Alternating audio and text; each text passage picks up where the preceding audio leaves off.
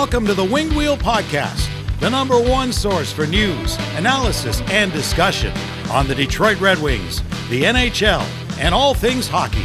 Here are your hosts, Ryan Hanna, Brad Crisco, and Evan Lopsinger.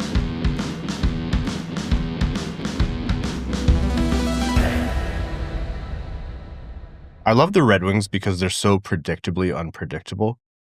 When I did the math on how hard their schedule was, it was actually during the first period of the Vegas game.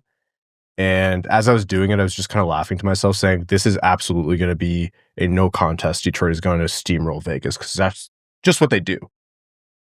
That was probably the best game I've seen Detroit play in weeks, months, if not more. All season. I get it. Vegas was at the end of a road trip. They were tired. They had a bad game, but very rarely do we see a great team have a bad game and Detroit just lay the boot on them and never let up. The Detroit Red Wings, folks. Experienced Detroit Red Wings hockey is in full effect. Here's the thing. Everyone talks like, oh, every March they collapse. Every March they collapse. You're right. They have been. But after their collapse, they always make a run of it. One of these times it's going to work. We're right there again. You look at the math and we'll talk about it later. You see the numbers and you're like, no way. There's just no way they're going to do it, which is exactly why I refuse to say there's no way they're going to do it. Or maybe I should. I don't know. We have to figure out how to reverse jinx properly. One of these years, one of these decades, we'll figure it out. Well, this one's already off to a bad start. Maybe after the 20th anniversary. Folks, welcome to the Winged Wheel Podcast. For 10 years now, plus, here to talk to you about all things Detroit Red Wings hockey, the world of the NHL, and lots more. I'm one of your hosts, Ryan Hanna. I'm Brad Crisco. And I'm Evan. On this episode of the Winged Wheel Podcast, we're going to be talking about the two Detroit Red Wings games that have happened, the Carolina game, and thankfully a really great Vegas win. Both games, the takeaways, the massive storylines for personal players on the Golden Knights win 3-0 today in the matinee. So more about that. The Red Wings playoff chances, some stats, and then some other Red Wings news. Another Johansson was in the news before today's Johansson was in the news.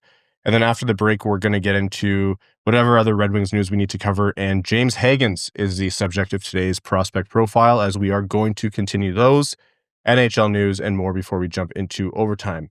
Before that, very quickly, Wings Money on the Board is an initiative that we run in support of the Jamie Daniels Foundation, and we are doing a late season push because we have a $10,000 match for any donations that come in between now and the end of the season. Go to wingedwheelpodcast.com/wingsmotb for more information. You make a pledge for whatever you want. Raymond goals, points between now and the end of the season, Edvinsson big hits, Mrazek shutouts, whatever you can do Red Wings losses if you need to. You contribute or pledge any dollar amount or less or more that you want to per event. And at the end of the season, you make your donation for the Jamie Daniels Foundation through the link we give you, and you're automatically entered into giveaways, including jerseys, swag packs, and more. So again, wingedwheelpodcast.com/wingsmotb. We want to use that full $10,000 match from our good friend, Prashanth Iyer, host of Expected by Whom, alongside Sean Shapiro. Very, very, very generous of him. The Red Wings continued on their push to hopefully make the playoffs, but again, the numbers are stacked against them. And the first game of the two since the last time we spoke was on the road in Carolina. It was a 4-2 finish, and I just want to lead it off by saying that feels like a deceptive score. It doesn't really feel like, outside of, a few chunks of time, that Detroit was ever anywhere close to threatening on the ice. The Red Wings have good games. The Red Wings have bad games. The Red Wings have strengths. The Red Wings have flaws. Every time they play Carolina, the flaw of them being a slower team gets exposed. The Hurricanes are such a fast team and play at such a fast pace, even shorthanded. The Red Wings just cannot keep up with them. Every single time they play Carolina, it just looks worse and worse and worse. Now, Carolina, being an aggressive team, does give up some bad chances. It's that whole Florida model of, we're only going to give you 2 or 3 chances, but they're going to be really good, and if you don't capitalize, you're screwed. Red Wings got 2 of them. And like you said, the score was deceptive because it felt like outside of those 2 moments, there was a couple stretches they did okay, but they could not keep up with Carolina. And I mean that in the literal definition of the term, keep up. Even with the net empty and a man advantage at that point, they really didn't have any threatening moments. Carolina just zoned them out, were hard on the puck. It just felt like the Red Wings were never going to seize that game, and it was Carolina's to dictate, and they came out with the wins. So we always knew it would be a tough battle with Carolina in the upcoming schedule. It was just nice to see that the Red Wings didn't fold to a superior team. Yeah, I think, it wasn't that they didn't get to save that game. You both put it perfectly. If you could create a team that is a top team in the league that is also, like you said, Brad, perfectly matched against what Detroit can't defend against, it's Carolina. And even when Detroit got those chances that you heard on the broadcast, like Carolina never allowed the second chance. Like their defense are still their defense. And I mean, the 2 goals Detroit got, DeBrincat with that shot that looked for a second like it might have deflected off a stick, but still a great shot. And then Michael Rasmussen basically getting the mismatch on Roslovic, who was a forward playing defense, burned around him and did something that we almost never see Michael Rasmussen do. Great goal by him, second effort as well, and he scored. But other than that, Detroit just it was never there. And so, yeah, you can look at the individual moments. I know Todd McLellan talked about the turnovers in that game, and by the third period, they turned the effort up and you needed to play a full 60. But that's also one of those games where, without making excuses, like that's not what you're trying to do, but you look at Carolina and you're like, yeah, if they're going to show up and play anywhere close to their best game, especially at home, very few teams in the league are going to make a good run of it, and Detroit absolutely does not stand a chance with how. Couple sloppy line changes that led to some primo opportunities, especially the 2-on-0 that originated at the Red Wings blue line. It's not like they sprung 2 players on a 2-on-0. It originated at the Red Wings blue line because they took a terrible change coming out of their own zone. And Mrazek Carolina kind of made a meal of it, but Mrazek had to stop a 2-on-0. So it's because they had too much time to think about it. There was 7 passes too many. That's a Red Wings specialty. The 2-on-0 started at the home dressing room. I just psyched myself out on that one. Detroit walks away. Again, I think, like Evan said, they did good to hang in there and not let Carolina completely fold them in half, but still closer score than what the game actually was. So you look at it and you're like, oh yeah, understandable that Detroit loses. Well, they're running out of games. After that game, 16 left, and the math not in Detroit's favor. Again, we'll run some numbers for you in a little bit, but you're at the point in the season where Detroit has to take games off of teams that they otherwise wouldn't beat, or in some people's eyes shouldn't beat. So you come in against Vegas, who is a top 10 team. And yeah, Vegas is on the road and gassed and whatever, but Detroit needs these points. 3-0 today. That game just wrapped up. We're recording post-game, and everyone was perfect. Mrazek was perfect. It was first shutout for Detroit since January 2018. Obviously, a little stint away from the Red Wings in there, but 7 years later, we're still doing this thing. The Lucas Raymond drought ends. Marco Kasper keeps rolling. He has 13 this season. Albert Johansson scores a filthy goal. Absolutely filthy goal. That was his second goal of the season. I did not know he had that in him, but I respect the hell out of it. That was unreal. And the Red Wings defense, who has been the biggest problem for this team, or, some nights tied with the goaltending, they were doing great against a very strong team, especially offensively. So all in all, it looks like Todd McLellan's message where, some games he's like, we're not far off, but we need to clean this up or focus on these small details. Everything came together today. And I might add here, matinee games haven't been Detroit's forte over the last few years. They've been the sleepy team, and they made no mistake of it today. They're an older team. Missing the afternoon nap really affects a lot of the teams, so they must have had it early today. I know I'm the youngest of us 3, but I'm starting to feel that more and more. Like I'm having a coffee right now. It's 4:30 on a Sunday. I can count on 2 hands the amount of coffees you've had at my house for the lifetime of this podcast, but the curve is starting to ramp up quickly. Yeah, it is. We might need to, put in the unnamed company, but if you want to sponsor us in the new studio when we get in there. Think of how many words per minute we'll get up to if we have a coffee sponsorship. Brad's not allowed. No. Brad's absolutely forbidden. How many times has the Red Wings played a powerhouse team that's coming into a game against the Red Wings with some negative energy coming in? They played Buffalo last night, didn't look all that good against them either. And then the Red Wings play a team like that and just lay an egg. It just seems kind of like a trap game almost, but yeah, it was great to see that the Red Wings came out. They did not care that it was the Vegas Golden Knights and that they had a long road trip. They came out there and handled their business. It was great to see. Let's actually, before we get into the goals, that Rasmussen crashing the net and then taking a blocker to the face. I try to be cognizant of when we come on and we're looking at things through Red Wings colored glasses. And, when there's a scrum or whatever and a guy takes a cheap shot, you're mad in the moment, but then you're like, yeah, that's hockey. I was saying to you guys downstairs before we started recording, I'm a sucker for, an old school goalie brawl. And when they throw a blocker, I'm like, that is one of the nastiest things you can do on the ice. But the meathead in you is kind of like, oh, hell yeah. But not like that. Just whips his hand around and catches Rasmussen square in the face. When I saw the overhead replay, I was like, holy, am I being biased? I think he should have been tossed for that. I think it's straight up in the rule book. If you punch someone with your blocker, you're out of the game. You may be. Maybe. The wording is may, and that's what saved him. Oh, okay, so it's the ref's discretion. Oh, no. This has gone well for the NHL in the past.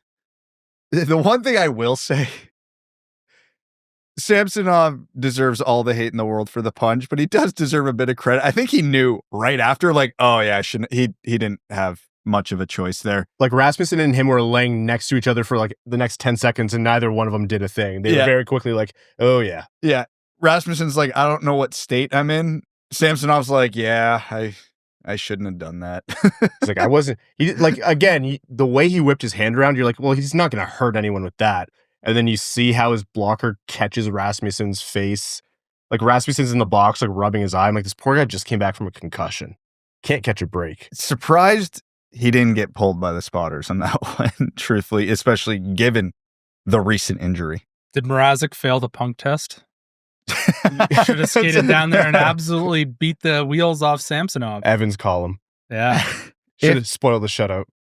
Yeah, what's a goal equivalent of a Gordie Howe Hattie? A fight, a shutout, and what else would he have needed? No, let's keep it the same. That was the first time it happens. Goal, assist, a fight. Because the first time could have done that this year, right? Ned could have done that this year. He had a goal and an assist, and he just needed that fight. He was ready to fight his own team a couple of weeks ago. He should have. Penguins need it some nights. Anyways, so those were offsetting minor penalties because Rasmussen was tangled up with Haig, the goalie interference call. I think, marginal one way or the other, but whatever you want to call that. Thankfully, nothing too bad came out of that shot to Rasmussen's face, but still. But the scoring for Detroit, Johansson's goal, Berggren started that play with the great keep at the blue line. But again, Johansson with he jumps into the play and flashes that offense. Again, only his second goal of the year, but just everyone lost it right away for good reason. That's up there for the goal of the year for the Red Wings. Yeah. One of the other candidates was literally the next goal the Red Wings scored. But if you look at all the top goals from this year, you got Kane there a few times. You got a couple nice ones from Larkin, more than a few good ones from Raymond. And the front runner might be Albert Johansson. Just as we all expected coming into this season. But first of all, I'm a sucker for that move. I love it when you freeze the goalie and then instead of trying to tuck the backhand from the bad angle, you just pull it out and tuck it in as a little FU to the goalie. I have you so far to the net, I can do this. Yeah, same. I'm also a sucker for that move. I do it all the time. Yeah, me too. Although I shouldn't be saying that. I'm a defenseman. I didn't know you played shell. Certainly don't play defense like Albert Johansson. No, but yeah, it was just a beautiful play all around. And then, like you mentioned, the next goal, it could have been anyone. In a 3-0 win, you don't really care who's scoring. You're happy about a 3-0 win over a powerhouse. But for Lucas Raymond to break that goal drought, massive for him. And it wasn't a cheapo, didn't bounce off him. He didn't just get a rebound in front. All would have counted just the same. But that great effort to cut to the middle through traffic, through being impeded by Vegas players, and picks the perfect spot. Well, the play when he was cutting between the Vegas players, I think one of them got a stick on it and it ended up in his feet and he just kicked it right up back to his stick and in one motion ripped it over Samsonov's pad. Just the presence of mind to be able to do that in traffic is insane. Most guys would be worried about getting their head taken off cutting through the middle like that. To have that kind of body control and then presence of mind to get the shot off. We talk about plays only a small percentage of even NHLers can pull off. That's one of them. Especially with how good the team defense is in Vegas, even if they're having a bad game. Dare I say that move was Datsyukian-esque? It was Mark Stone was one of the two right there. Yeah. Maybe the best player at stealing the puck in the NHL since Pavel Datsyuk. Like, it's not like he walked through two slappies on Vegas. It was, I forget which defense, and a perennial Selke candidate. 10 games without a goal. And we said on previous podcasts, Detroit has a extremely unlikely task ahead of them. Like, all odds say that this won't happen, even if they play well. But if they do this or even make it close, Lucas Raymond has to be going. So if you're a Red Wings fan or Todd McLellan or Steve Yzerman, you're watching that and going, yeah, that's who we needed to break through today. So massive for Lucas Raymond.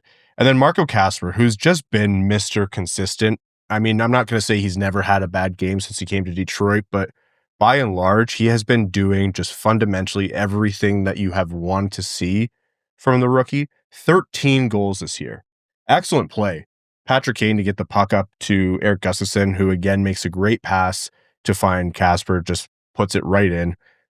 Gustafsson, like I said, there's very few moments where he shows off that kind of deception and ability to execute on that play, or we don't see a lot of it this year. We were hoping for more, but that was a moment where he did that flawlessly. And Marco Kasper has just been trucking along. We might talk about him a bit more later, but there's obviously the big names this year for the Rookie of the Year, and I'm not saying Marco Kasper should be a finalist or anything, but in a longer season or, a longer run of having, top line minutes or power play time or what have you, I think Marco Kasper makes more noise than people give credit for. Well, he is fifth in goals on the Red Wings. That's not nothing. And to be able to do that at the NHL level in your first year, not getting cornerstone power play time is impressive.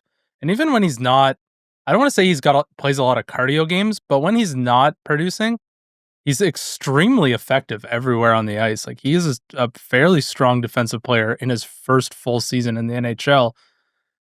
He's had a fantastic season. If other rookies this year weren't just doing incredible things, he could certainly be in there for the Calder conversation.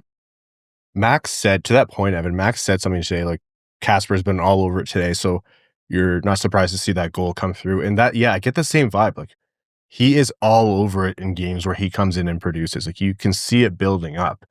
It's a trope. It's a tired old hockey adage, but, playing the game the right way, it's a real thing. And if you want to know what that is, everyone's going to have a different definition. Just go watch how Marco Kasper plays the game. And there's a lot of conversation about the Red Wings type. We talk about it on this podcast. But when it goes right, that's what you want. You want down your lineup, hey, we have a guy who's not just going to grind you and be a bowling ball and a pinball and knock you off the puck and get into the hard areas. He's also going to produce too. He's a real plug and play guy in his first year in the NHL, which is incredible that that's even possible. Like, most of those guys are just trying to survive, and he can jump up onto the first line and produce and be effective there. He can play penalty kill minutes. He's been a real nice addition to the team this year. Today, my two dogs wrapped around my legs and tripped me on a walk. So you can say we're accomplishing just about the same in our lives. Yes, Rookie I would Marco say so. Kasper and myself. Detroit gets the win. Petr Mrazek, flawless in the shutout. I've been really impressed by what I've seen from Mrazek. Very little by way of, oh, that shouldn't have gone in, or he looked shaky there. And he's not had an easy test. Like, today's defending was great. I think this was his easiest test so far in terms of what actually came his way. But throughout these games, he's made some big saves. And just like we say, if Lucas Raymond has to keep going or be hot for the Red Wings to have a chance at this, Petr Mrazek does too. It's only been 3 games so far, but he reminds me exactly of the Petr Mrazek that was in Detroit in 2018. Like, it doesn't seem all that different so far. The Red Wings win. They move up to 70 points. Massive win for them. Like we said, they needed to take points from tough teams because that's the test they have coming up, is just tough teams. But you can't start that with a loss to Carolina and loss to Vegas. Literally, there's no must-win games until the must-win game at the end of the year. So the big grain of salt of, I know it's not actually a must-win game. Today felt like a must-win.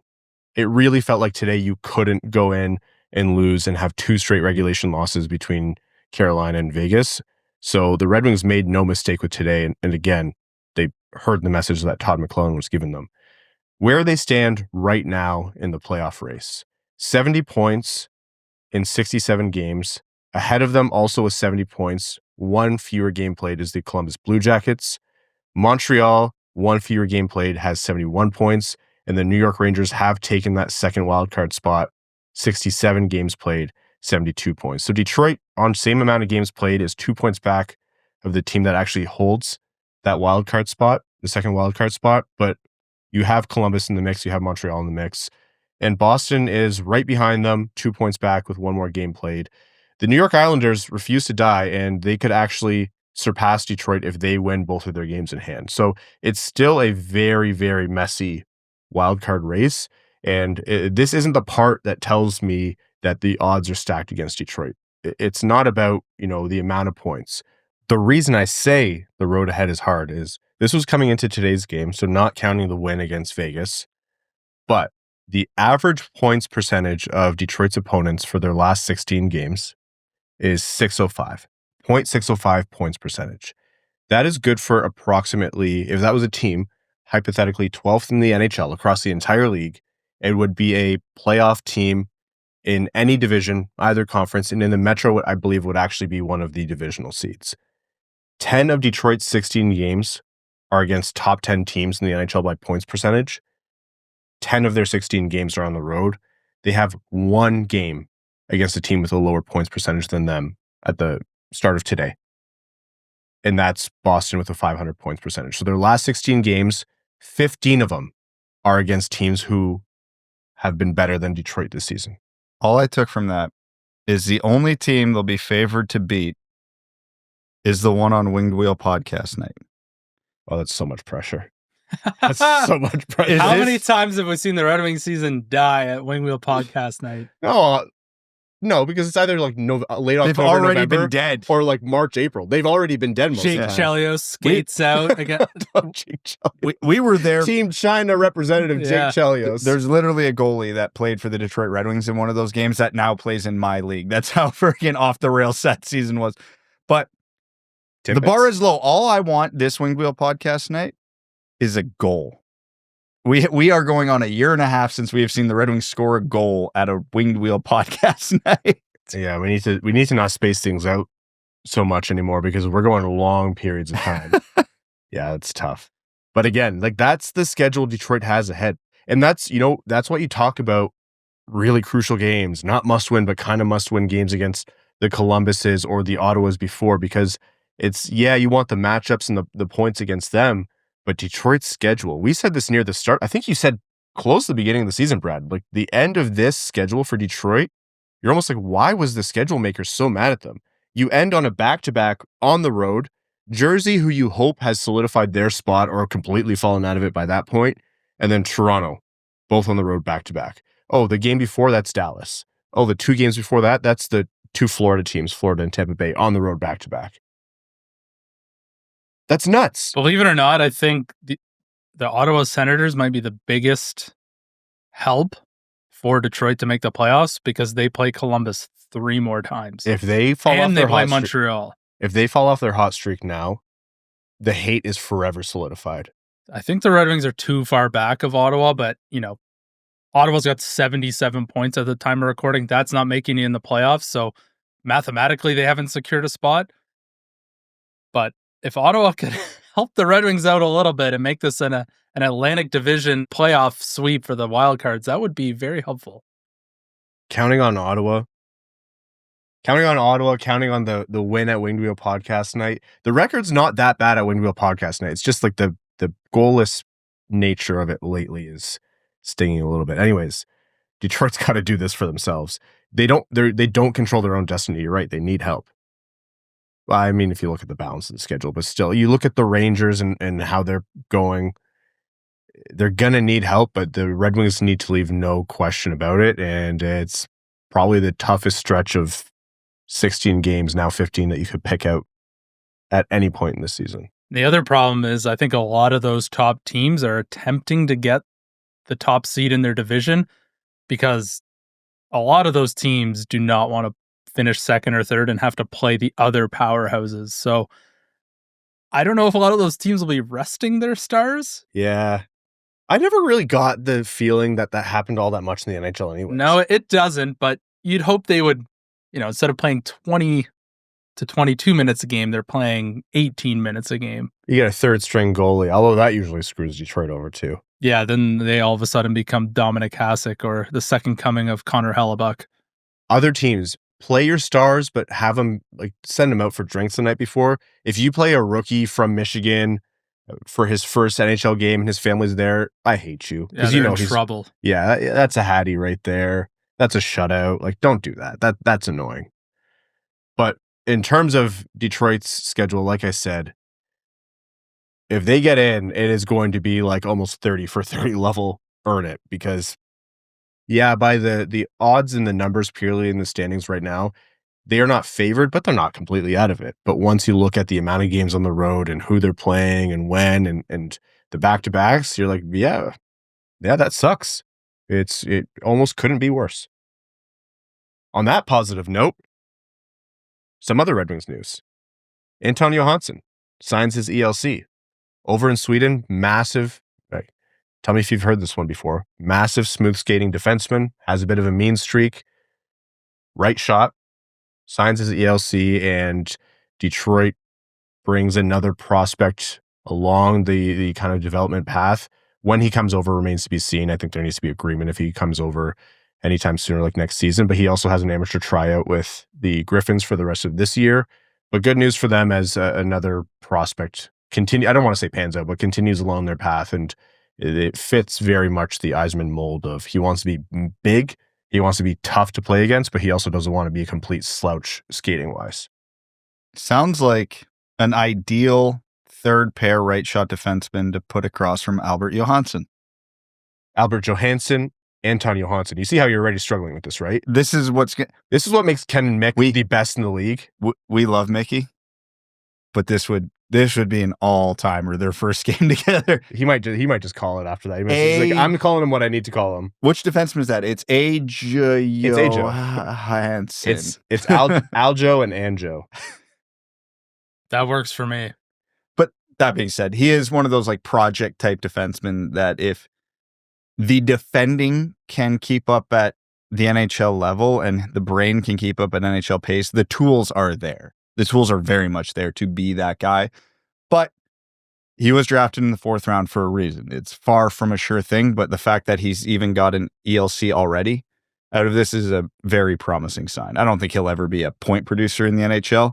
You're hoping he is what everybody hoped Justin Hall would be. And in other Red Wings news, massive news, Future Considerations and Future Considerations are joined by their brother, Future Considerations, as Detroit trades Tori Dello, obviously not with the Red Wings, Grand Rapids Griffins, to the New Jersey Devils for Future Considerations. If you're confused by that, bit of a misnomer. You can make trades after the deadline, but the players who are traded cannot play in the NHL for the rest of the season and obviously the playoffs. So this is a minor league move where Detroit is just moving someone out. You can, a few more, and you can add a defensive pairing and a goalie, and you can have a whole lineup of Future Considerations. And for anybody who is still doubting, who is thinking back to the Wallman trade, that Future Considerations can be anything, there's 3 of them, and it still has turned into nothing. That's what it is.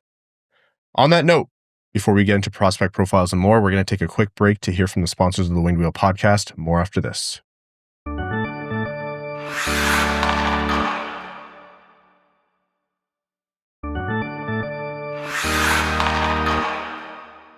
Welcome back.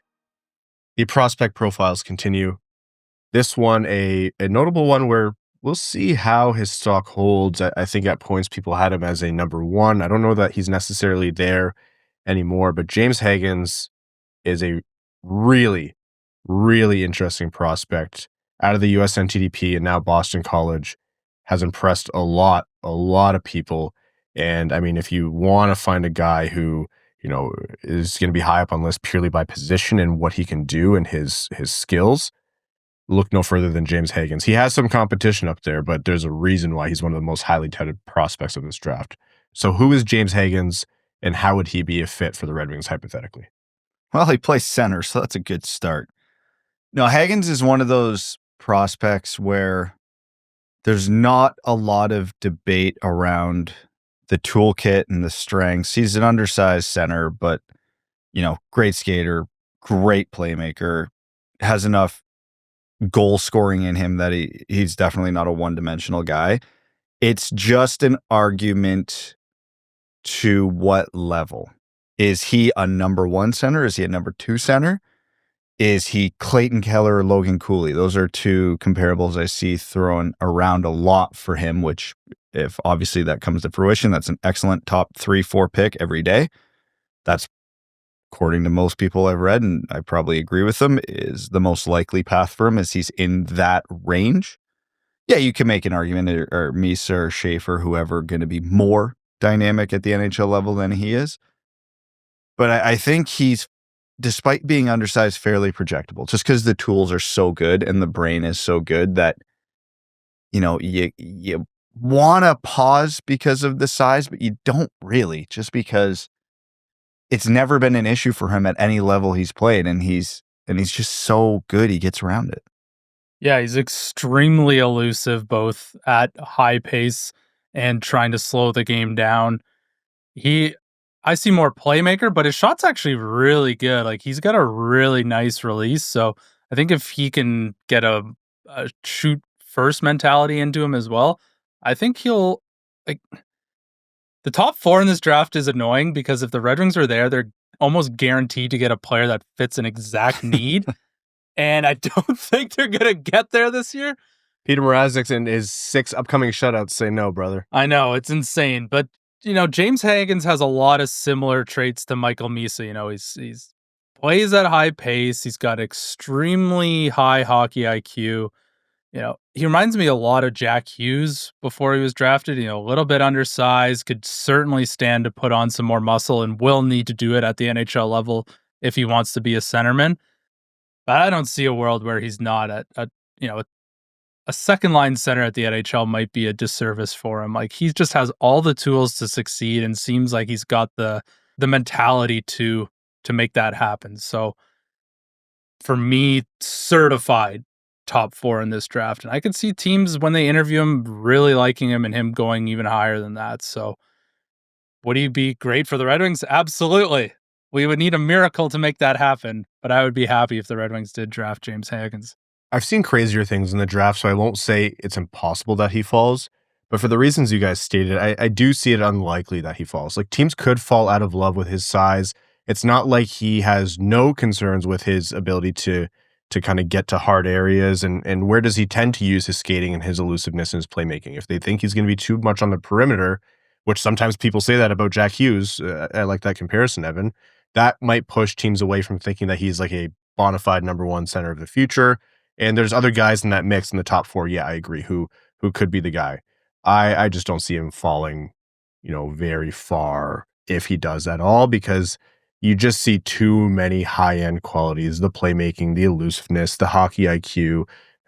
He's pretty well-rounded as a player up and down the ice. And all right, he's not the biggest now, but big centers are nice, but you haven't seen too many teams pass over extremely talented small centers either. Like, they go in drafts, and I'm not saying the book is out on them. Like, teams still have concerns, especially with the way the modern game is played, but they don't tend to, the positionality kind of saves them from going too far down. And I'm talking worst case scenario. I think James Hagens should be top 4. I would be surprised if he fell at all, but yeah, it would take maybe like a Laramie Tunsil kind of situation for the Red Wings to get him.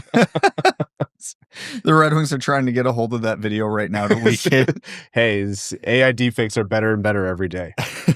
No, yeah, and you look around the league now, and obviously there's always an argument against smaller players, especially high in the draft, because of the risk, but I think that's becoming less of a risk. I already mentioned Keller and Cooley, and then you've got Marner, DeBrincat, Kane, Point. Like, the blueprint is there for what you have to do to be a successful top 6 undersized forward.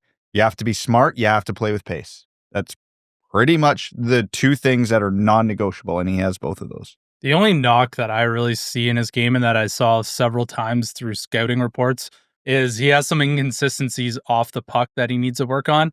But if that's going to be your biggest gripe, like he's a freshman playing in the NCAA on one of the best teams in the country, like that is small pickings to me. And if that's the only knock we've got on a guy, I have no issues trying to resolve that going forward because he's got the toolbox and the tools to work that out of his game.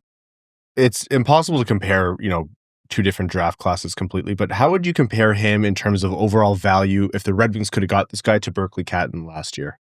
Oh, I like him a lot more than Berkeley Catton. Berkeley Catton, I thought, was a really good pick at number 8 for Seattle. Yeah, and Catton, I had him, I forget exactly where, higher on my list than most lists, but I don't think he was in my top 5, definitely not top 4. And yeah, if I put him in a one-on-one against Hagens, again, as much as I like Catton, it's not a debate. It's James Hagens. And I think you hit the nail on the head, Evan. Like, this is one of those years where Detroit's not in this mix, but Schaefer would check a big box for Detroit. Misa would check a big box for Detroit. Hagens would check a big box for Detroit. If you still believe in Porter Martone, Anton Frondell is doing some really nasty things over in Sweden. Like, there are a good amount of players where you're like, yeah, this moves things along considerably. You can't tank this far. You don't just start tanking unless you shut a guy down who has like a nagging injury and you would have traded at the deadline. But the Red Wings, there's nothing to be done for tanking. So you have to hope for... you get some lottery luck. Maybe you move up 10 spots. That puts you in a better spot, right? Like, crazy things have happened on the draft floor the day of the draft. I don't think anybody thought Zeev Buium was going to drop last year. So you never know. The Red Wings players are going to obviously play out the season in hopes to make the playoffs. Whatever happens at the drafts happens. If the Red Wings could sneak somehow into the top 5, oh my God, that would fix a lot of issues. But in terms of James Hagens, he would be a no-brainer for me. Just some revisionist history so that it isn't revisionist history. If I'm remembering that live stream, when Buium got to 10, we were all like very pro forward for this draft, but then we started banging the table, like Steve, pick up the phone, trade up. Even more than that, Brad, I think when we were talking about Zeev Buium leading up to the draft, you said, we're very pro forward, but if Zeev Buium, for whatever unholy reason, is there for Detroit, you take him. Even on top of that, I believe Steve Eisman was like one of the GMs on the phone trying to get Zeev Buium. Oh, it was purely a positionality thing of who they ended up trading with. Because the way that it's actually funny the way sometimes drafts play out, because there was always the big 6 that we kept talking about with defense in that draft. And, sometimes we're like, oh, 3 of them might pan out. A few of them might pan out. So many of them are having, like, Parekh is going insane this year. Dickinson has hit a new level of offense. Zeev Buium might be better than those 2. And then there's Ottawa and Yakimchuk, who's having a down year. So it's like, you never know. The 3 guys that went after him ended up being stronger. And it's always good to keep that kind of stuff in the back of your mind going into a draft because it is such a crapshoot, especially in hockey. Remember the shock when Salayev went after Parekh when we all thought it would be, like, we were surprised Buium wasn't already off the board. But yeah, Minnesota and Philadelphia exchanged picks, and Detroit was 2 picks after where Minnesota was. And that's purely like Minnesota got Buium and Philly didn't want to move too much further back. The kicker was they took Jet Luchenko, and I was like, you could have had him where Detroit was. I mean, you never know what GMs are thinking. Maybe they had on good authority that Buffalo would have taken him instead of Konstantinos. But yeah, I believe Detroit was in that mix, so that one hurt. Huh, that sucks to think about. This prospect profile really turned into a doomer take. James Hagens. That's the good fortune we need to get James Hagens in Detroit. Red Wings just missed the playoffs, finished 14th, win the lottery. Hagens falls to 4. We spoke it into existence. We're losing opportunities to go out this window, by the way. Oh, yeah. The next window is higher. When's the draft lottery? Yeah, the NHL will decide a week before. That's right. Yeah. What he's getting at is which window are we jumping out of? The studio window at the new place. It's you will be in the new place by the draft lottery. Yeah. Wow, end of an era. Oh, we lost. We have to go out the window once. We have had no good draft lottery memories in this room. We need to change something up. And it cost Ryan a unholy amount of money to do it? Yes, absolutely. But he was willing to make that sacrifice for the draft lottery. Donate to the stream for both my ambulance ride and the house. Actually, that is almost a year to the day. The draft lottery last year is almost a year to the day of the move. Wow. Oh, no. Yeah. We're going to be sitting on boxes. You're going to see the Wing Wheel Podcast draft lottery live stream from the U-Haul. All right. Moving on here. I want to take a quick second about Marco Kasper. I know we talked about him during the lead segments here, but I really think Marco Kasper has potentially strengthened one of Detroit's, ifs for the future. What were we all thinking coming into the season that Detroit's most likely 2C option of the future would be? Not guaranteed. I think we always Nate Danielson? Nate Danielson. We said between Nate Danielson and Marco Kasper, you hope that that's your 2C, 3C. And if you're guessing Danielson's the 2C, Kasper's the 3C, understanding that that's never baked in, right? You get chemistry and you see where things go.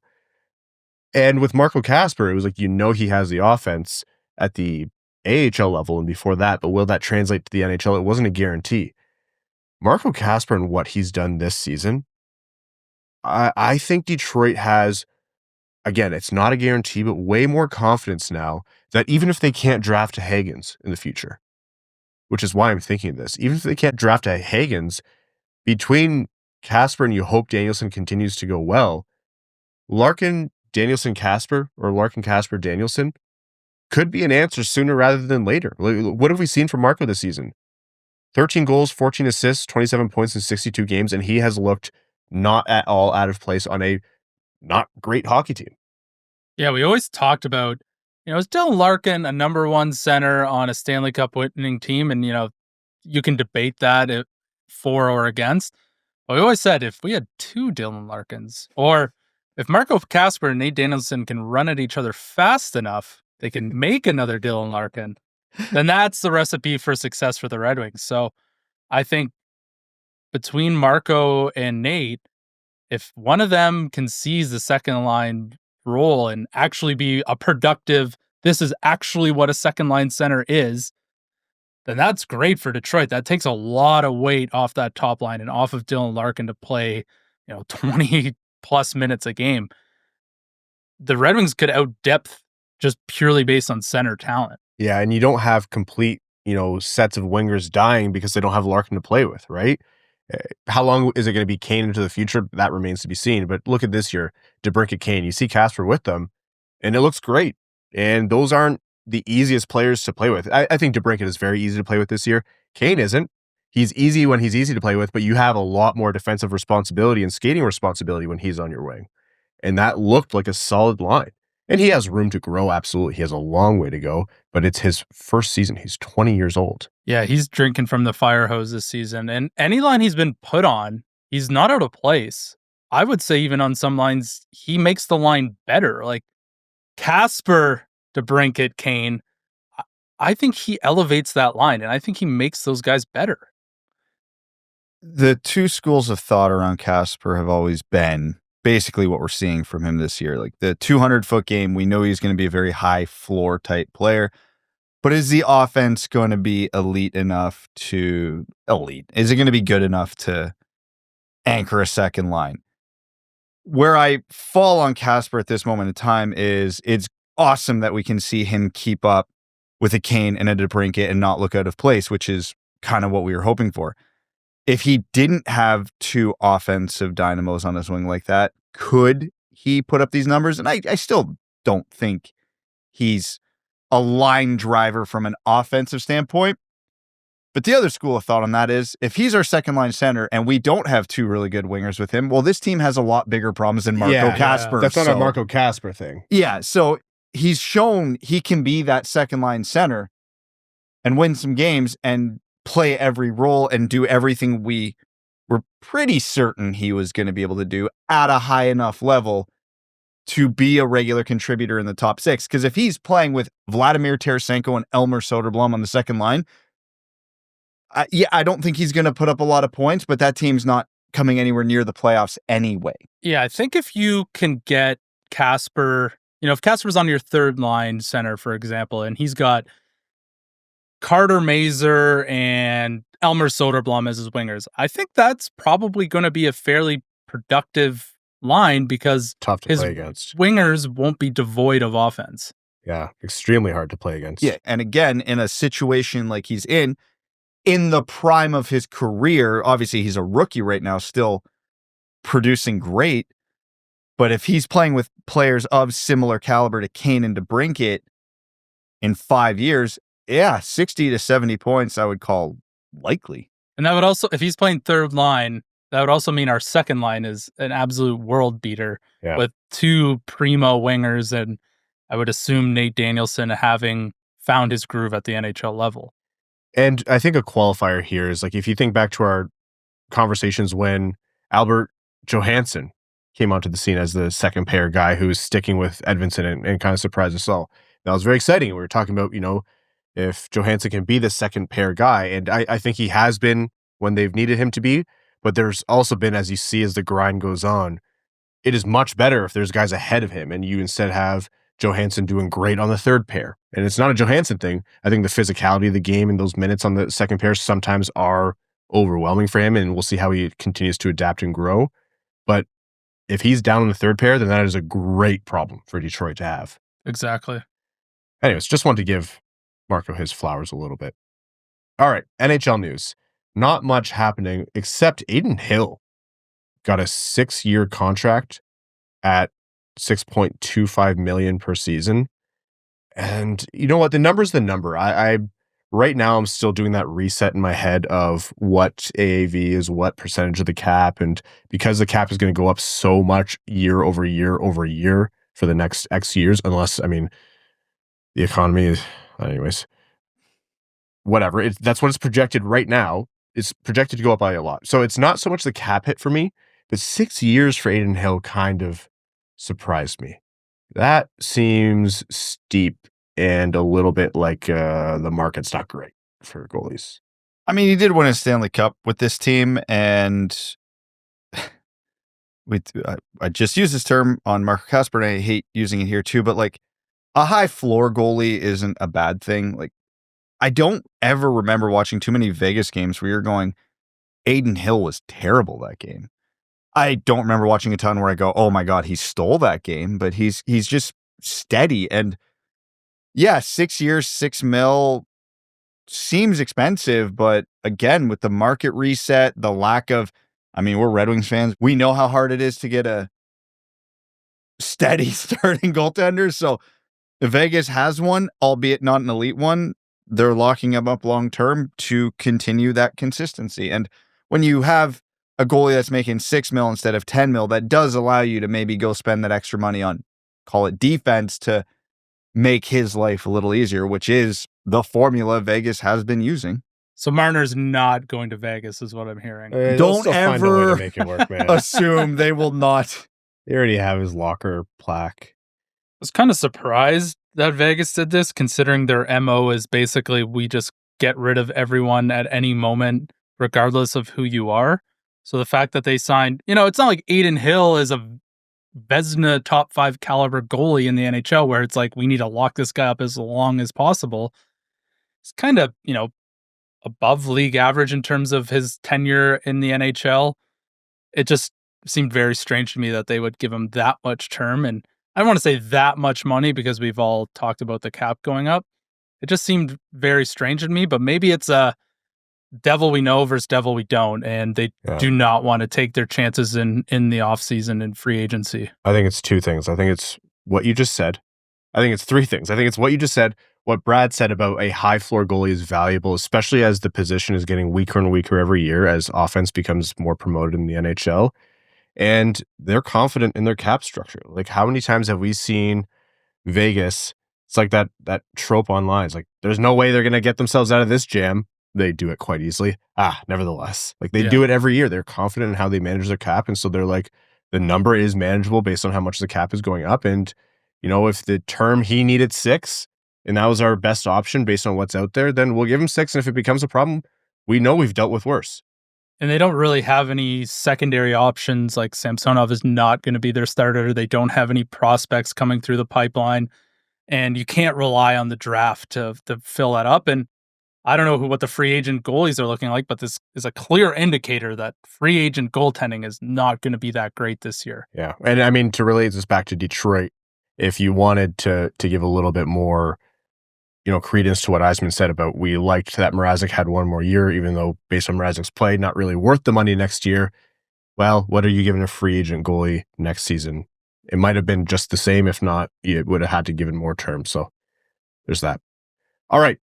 We are going to take a quick break, and when we're back, the final segment here on this episode of the Winged Wheel Podcast. Back after this. We're going to overtime. Overtime is brought to you by our Patreon supporters, patreon.com/wingedwheelpodcast. If you want to support the show, you get access to benefits like our bonus overtime episodes, which record right after these main ones. I think it was a couple of them ago was one of the Hall of Fame moments from Evan. I won't spoil it, but you need to go back and listen. I know you forget, but it was... No, I think I know what it is. Yeah. We let loose, have fun, answer questions that didn't make the main show. We do, what of pop culture does Evan actually remember? And you'd be shocked with some of the non-answers. You also get access to our Patreon exclusive Discord. And in addition to that, you're automatically entered into all of our giveaways. We give away 2 tickets to every Detroit Red Wings home game going directly to our Patreon supporters. So again, patreon.com/wingedwheelpodcast. All right, questions and comments from our patrons. Cody says, can we please either retire or exercise number 11 with this team? Whoever wears it is cursed. Zadina Tarasenko just sailed one over Samsonov point blank, and someone else actually mentioned Dustin Byfuglien's Shaggin' Wagon. I think I just wanted an excuse to read that name. It says 9 minutes, 10 seconds left in the Vegas game. How does Vlad miss the entire damn net with a shot 12 inches in front of the plate? This guy's fallen off the planet from who he was with St. Louis. I'm telling you, it's the curse of Dan Cleary. No one can match up to what Dan Cleary was with that number. This is Daniel Alfredsson erasure, and I will not have it. Daniel Alfredsson did not last long with the Red Wings. But he was great while he was here. He was fun while he was Didn't he tie for the team's scoring lead that one season that he was here? Now, don't look at the totals. That will depress you. Wow, he had 65 points. I wish, Evan. Yes. You forget the lows. That's good. It's like you forget how bad. That's what my therapist told me to do. I believe that you would have seen a therapist, Evan. There's no way you've seen the same therapist twice. I can guarantee you that. I've not seen any. After one session, they know too much. Yeah. He sends them away. What do you mean I know too much? All you did was tell me your name and stare at me for 45 minutes. You have to understand that is more than most people know about Evan. Dallas Drake says, I have a question. The TNT crew had a great discussion about defensive zone schemes comparing zone with man-to-man. They suggested man-to-man is more physically exhausting. Detroit plays man-to-man. Could that be why they have no legs some nights? Are they getting burned out chasing guys around in their own zone? Should they switch to a zone defense next year? Yeah, there could be some credence to that. I would believe that. But the flip side to that is, generally speaking, man-to-man is more effective at actually shutting down offense. So if it was an every game the Red Wings were dead in the third period, okay, that's probably a trend. But we do see games like Vegas today where they are great the whole time. And then we see other games where they are awful in their own zone from minute 1. So it's the give and take of it all, I guess. I don't know. I think you also, it's not always man-to-man. There is some, obviously, like you get into a short man situation that you're going to have to do zone coverage. But if you're a zone coverage team and you have bad defenders in terms of covering, you're going to have a bad time. So it's kind of a pick your poison scenario a little bit with Detroit. Man-to-man is typically also much easier to play. So if you have less high hockey IQ players or less talented players, you just say, you pick up this guy. He is your guy. You stay with him the whole time. Way easier than trying to have to switch off in zone defense. Yeah, and it's an oversimplification of it, but in general, if you're finding guys who are struggling to defend, yeah, like it's cover that dummy. Yeah.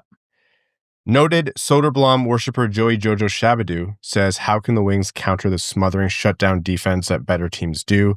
Would that come from skill guys or scheme? Skill. You can scheme a good amount in the NHL, but it's not like football.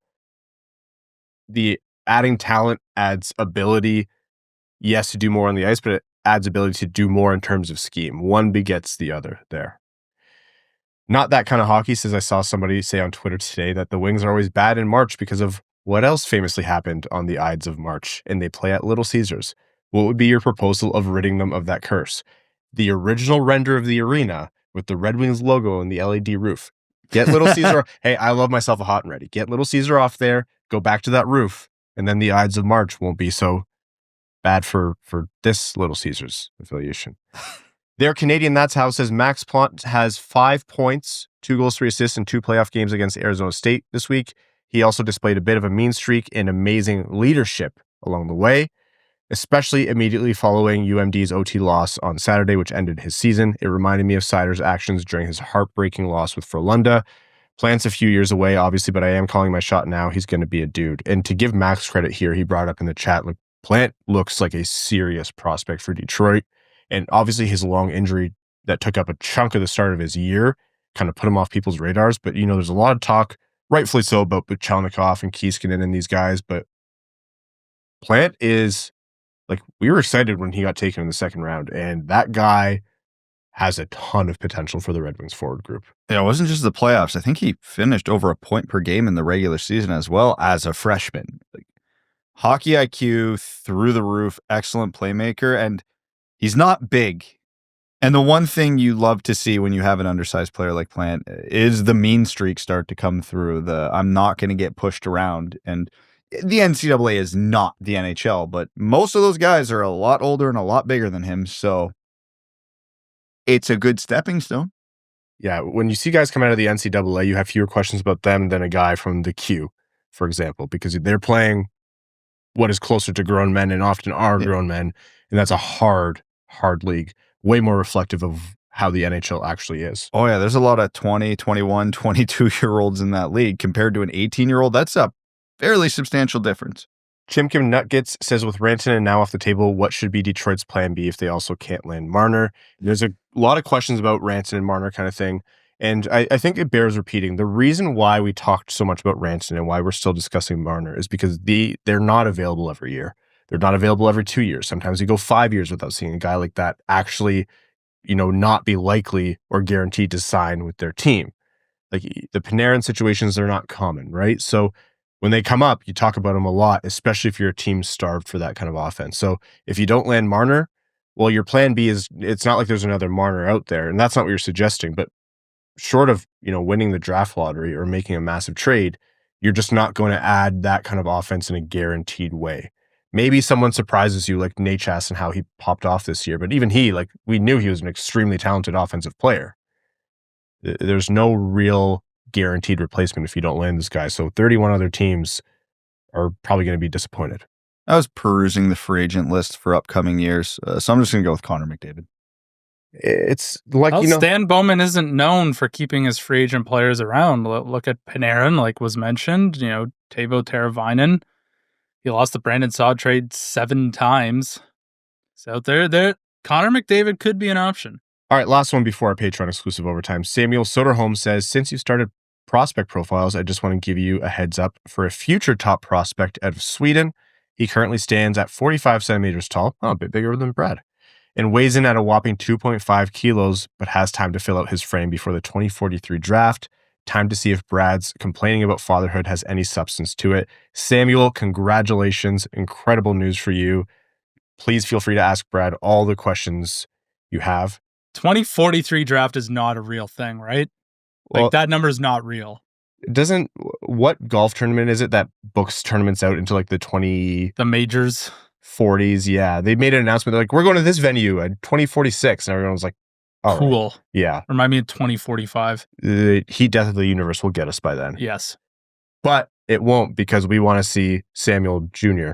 get drafted to the Red Wings. Well, if that scares Evan, if you want to feel old, again, I already do, but continue. There's not a person in this room that doesn't feel old anymore. P-dub to NHL, but if you go by that 18-year-old draft year, Mika's only 9 years away. She's halfway there. Yeah, she's turning 9 this year. She'll be there before our 20th on the show. Yep. We're going to have to cover her draft. Hopefully Detroit has a P-dub expansion team by then. They'll take care of it. All right. We can already map out the news articles. Local Red Wings fake professionals influence Idiot Detroit in the savant draft. is what they're talking. Yeah. Idiot savant is what they'll say. Has an actual hockey savant. Yeah. Somehow his daughter. Can't wait to be answering questions like, no, I did not influence the pick. They made it of their own volition as they're cashing the check. It'll be an easy first overall. All right, folks, we're going to wrap up this episode of the Winged Wheel Podcast. Thank you all so very much for tuning in. Again, Wings money on the board. Let's reach that $10,000 match, a generous match from Prashant Iyer, wingedwheelpodcast.com/wingsmotb. Thank you all so much for spending your time with us. If you want to go above and beyond and supporting us, patreon.com/wingedwheelpodcast. And if you want to support, but Patreon's not for you, just subscribing wherever you listen, whether it's Spotify, YouTube, Apple Podcasts, whatever it is. Leave a rating, the stars, the thumbs up, review, tell a friend about the show. All of that helps us a ton. To our listeners, new and old, we appreciate you. To our sponsors, thank you very much. And to all of our name level supporters on Patreon, we could not do this without you. Arjun Shankar, Yves Bartels on behalf of the Stuart Grand Foundation, Aikfer, THL Champ, Samuel Soderholm, upcoming dad. Congrats again, Samuel.